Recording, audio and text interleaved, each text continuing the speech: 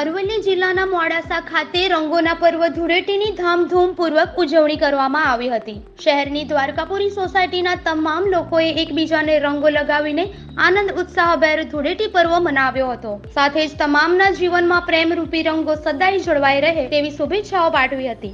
આ કાર્યક્રમમાં ડીજેના તાલે સોસાયટીના રહીશો અતિ ઉત્સાહ સાથે ધૂળેટીના ઉત્સવની ઉજવણીમાં જોડાઈને રંગોના પર્વની રંગે ચંગે ઉજવણી કરી હતી. મોડાસાની અંદર મેઘરજ રોડ પર આવેલી દ્વારકાપુરી સોસાયટીમાં ગઈકાલે હોળીનો મહોત્સવ ખૂબ જ ધામધૂમથી ઉજવાયો, પરંતુ આજે પણ ધૂળેટીના દિવસે ખૂબ જ સરસ મજાનું આયોજન કરવામાં આવ્યું. આ આયોજનની અંદર કોમન પ્લોટમાં નાના બાળકોથી લઈ વૃદ્ધો સુધીના સૌ લોકોએ ભાગ લીધો અને સૌ માટે એ આયોજકો દ્વારા એક સુંદર મજાનું આયોજન કરવામાં આવ્યું હતું કે ડીજેની પણ વ્યવસ્થા કરી હતી અને તમામ ભાગ લેનાર લોકો માટે નાસ્તાનું પણ આયોજન કર્યું હતું. આ દ્વારકાપુરી સોસાયટી એકમાત્ર એવી છે કે જે આ વર્ષ દરમિયાન આવતા દરેક તહેવારો ધામધૂમથી અહીં ઉજવણી થાય છે અને આ સૌ અમે કરી રહ્યા છીએ.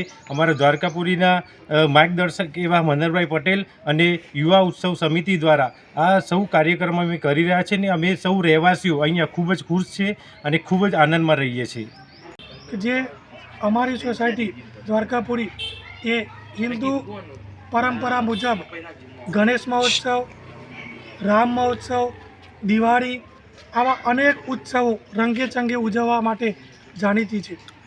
ગઈકાલનો દિવસ એટલે કે હોળીનું પણ સુંદર આયોજન થયું અને આજે ધૂળેટી સોસાયટીના કોમન પ્લોટની અંદર ખૂબ જ સુંદર આયોજન કરવામાં આવ્યું.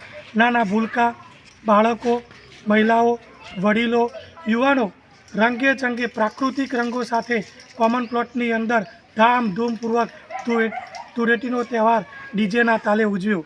ત્યારબાદ ડીજેના તાલે પણ રાસ ગરબાનું સુંદર આયોજન થયું.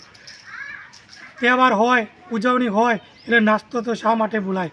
ત્યારબાદ સૌ નાના મોટા ભૂલકા વડીલોએ ખૂબ જ સરસ રીતે નાસ્તો કર્યો અને અમારી આ સોસાયટી એ આવા ઉત્સવ ઉજવવા માટે ખૂબ વર્ષોથી જાણીતી છે.